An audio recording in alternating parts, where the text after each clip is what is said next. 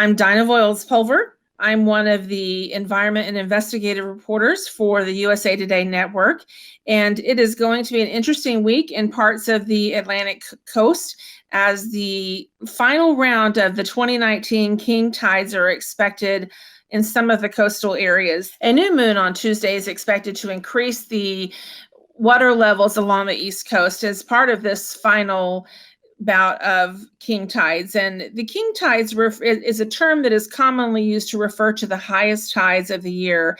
Technically, they're called Perigean spring tides, but most people just refer to them as the king tides.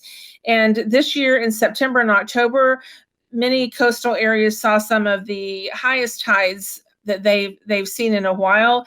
And NOAA's expert on high tides across the country says that is a clear indication of the rising sea levels and the impacts they're having all along the coast. One neighborhood in Key Largo, Florida, has had flooding for 84 days in a row as the result of the higher than normal tides.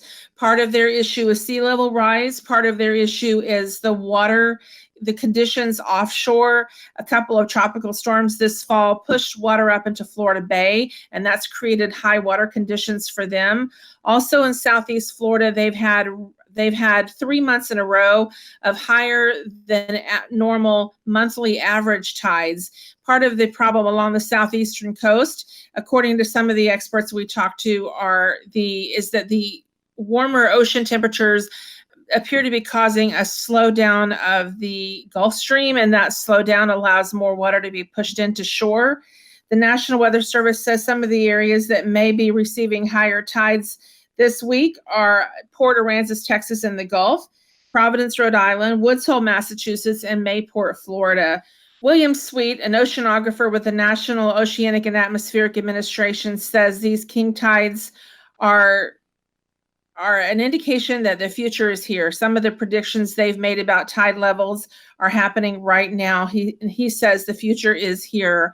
All along the coast, the tidal gauges that NOAA uses to keep track of the tides are telling the same story. Sweet calls these tide gauges unbiased sentinels of the sea, and he said they're telling an important story that sea level is on the rise and flooding is happening more often.